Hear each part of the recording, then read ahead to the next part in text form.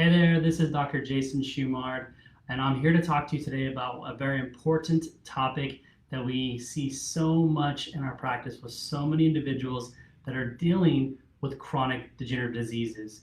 In our office, we work with a multitude of conditions, but the three primary ones we work with are diabetes, type 2 diabetes, thyroid conditions, and autoimmune diseases like Hashimoto's, Graves', those types of conditions. So one of the common things that we see that is happening under the surface for most of these chronically ill patients, and that's the important statement there, is that for many of these individuals, they're being treated on surface symptoms. They're being treated for their disease and not the reason why they have the disease. So when we're in our office, we do a comprehensive overview of exactly what's going on with their condition. We want to do a full history. We want to find out exactly what they're currently doing, but we not only want to do all those things, we also want to do a comprehensive evaluation to see what is causing their condition. And what's interesting is when you start to dig deep into what's really going on with someone's body and what's really broken, you start to see a whole multitude of problems. And toxins is one of the common things that we see. Now, most people don't know what I mean by toxins, so I'm gonna talk to you today about the three most common toxins that I see happening in our patients that we're working with closely in our office that is contributing to their disease, to their problems, their symptoms, and why they continue to feel sick and get worse over time. So let's go over top number one. The number one toxin that we commonly see are what's referred to as biotoxins. Now, don't worry, I'm going to go ahead and define all these for you as well so you clearly know what these means, but I'm just going to go over the top three first. The second one that we commonly see are heavy metals. Now, a lot of us understand what heavy metals are, but we'll go over and define those, the most common ones that we see, and where they could be coming from as well from the environmental situation. And last one is environmental toxins. So these are the three most common type of toxins that we see. We see biotoxins commonly, probably 95 to 98% of our patient base has some sort of biotoxin that they're not even aware of. We see heavy metals, which kind of comes in second. And then all of us are being exposed to environmental toxins. So what happens is, as you're exposed to these toxins, they start to build up inside our body. So let's start to define these. And let's start with biotoxin first.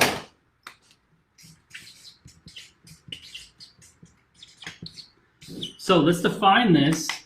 So bio means living. So we have a living organism that gets into our body and starts expelling toxins. So there's three different types of biotoxins or living organisms that many humans are exposed to start to create problems and create this crazy problems, inflammation inside the body. So let's go over those. The first one is mold. This is significant. Mold is so much more common than people think. And the misconception is if you can't see mold, it must be not going on inside your environment, so you can't be exposed to it. But oftentimes we can be exposed to mold years before, and it's still becoming a problem inside our body, and eventually, decades down the road, is when we start to see the symptoms from it. So mold is a very common one. The statistics tell us that somewhere between 70 to 80% of all homes across the US have a mold exposure. And these are the only homes that are being told to the insurance companies. So there's probably a lot more than we really realize in that.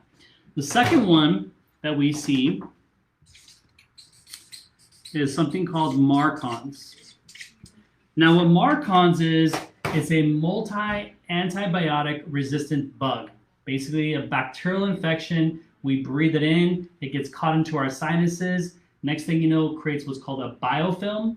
Think of it as like a barrier, so your immune system cannot penetrate. It just starts to proliferate. It can start to cause problems in the sinuses, but it can also cause problems systemically. Inflammation all over the body, immunological reactions, those sort of things. It's the second most common.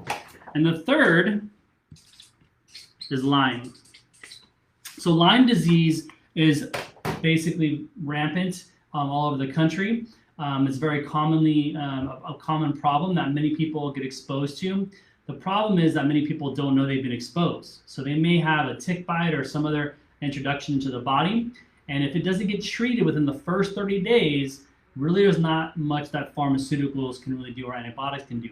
So this is why we start to see individuals, 10 years, 20 years down the road, they start to get very ill, brain fog, like all these neurological things going on, because the Lyme has been hibernating inside their body and is now proliferating and getting worse, and we have the co-infections as well with them.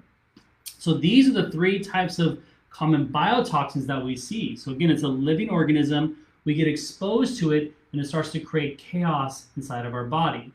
So the next one that we talked about is heavy metal.